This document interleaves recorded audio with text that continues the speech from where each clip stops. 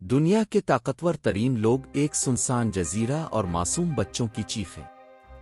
کیا اب تصور کر سکتے ہیں کہ دنیا کے امیر ترین لوگ ایک ایسے شخص کے دوست تھے جو معصوم بچوں کا دشمن تھا؟ بل گیٹس سے لے کر ڈونلڈ ٹرمپ تک ہر بڑے نام کا ذکر ایک ایسی فائل میں موجود ہے جو آپ کی نیندیں اڑا دے گی۔ آج ہم اس جزیرے کا کالا سچ سامنے لائیں گے جہاں قانون نہیں بلکہ شیطان کا راج تھا۔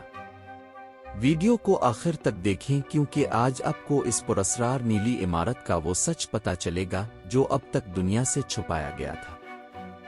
دوستو، یہ کہانی شروع ہوتی ہے سمندر کے بیچوں بیچ ایک چھوٹے سے جزیرے سے۔ اس کا نام ہے لٹل سینٹ جیمز۔ یہ جزیرہ دیکھنے میں کسی جنت سے کم نہیں لگتا۔ یہ جزیرہ امریکہ کی ملکیت ہے، لیکن کیا آپ جانتے ہیں کہ پہلی جنگ عظیم میں یہ ڈنمارک کے پاس تھا؟ امریکہ نے اسے صرف اس لیے خریدا تاکہ کوئی دوسرا ملک یہاں سے ان پر حملہ نہ کر سکے۔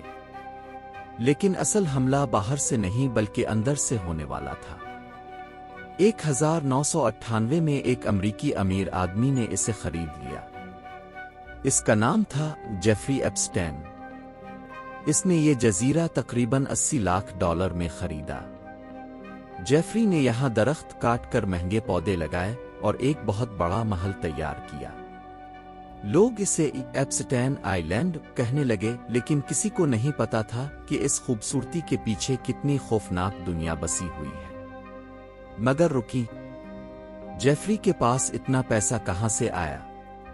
اور وہ اتنے بڑے لوگوں کا دوست کیسے بن گیا؟ اس کا جواب آپ کو اگلے حصے میں ملے گا۔ جیفری ایپسٹین کوئی عام آدمی نہیں تھا۔ اس کا ذہن شروع سے ہی گندا تھا۔ 1996 میں پہلی بار ایک لڑکی ماریا فارمر پولیس کے پاس پہنچی۔ اس نے بتایا کہ جیفری نے اس کے چھوٹے بہن بھائیوں کی غلط تصویریں چرائی ہیں۔ لیکن افسوس، پولیس نے اس وقت کوئی بڑی کارروائی نہیں کی۔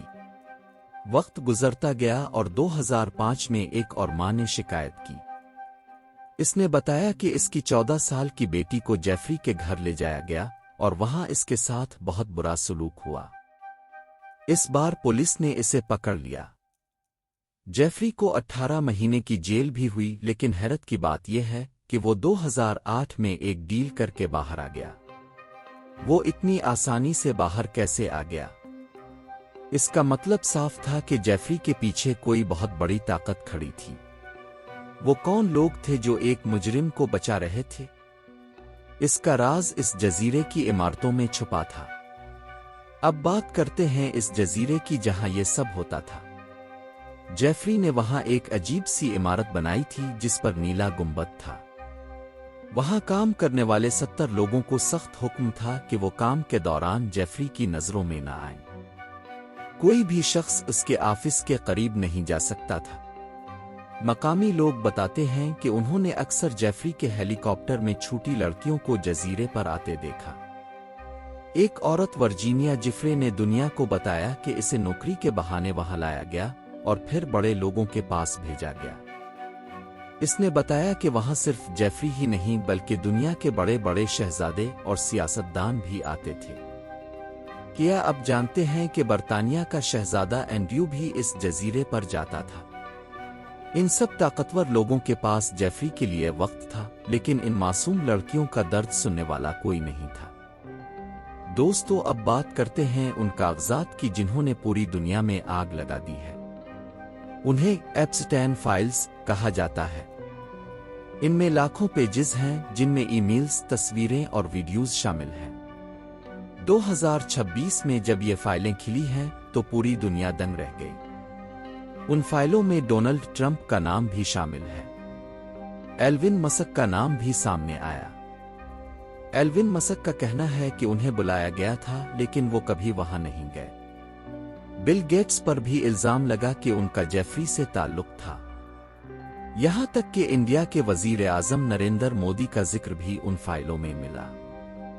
کہا گیا کہ جیفری نے انہیں کسی کام میں مشورہ دیا تھا، لیکن انڈیا کی حکومت نے اس سے صاف انکار کیا ہے۔ اب آپ خود سوچیں کہ یہ ایک شخص کتنا طاقتور تھا کہ دنیا کے بڑے بڑے لوگ اس کے گرد گھوم رہے تھے۔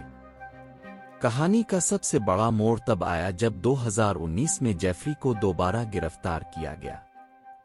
اس بار معاملہ بہت سنگین تھا، لیکن 10 اگست کو جیل کے اندر کچھ ایسا ہوا جو آج بھی ایک معمہ ہے۔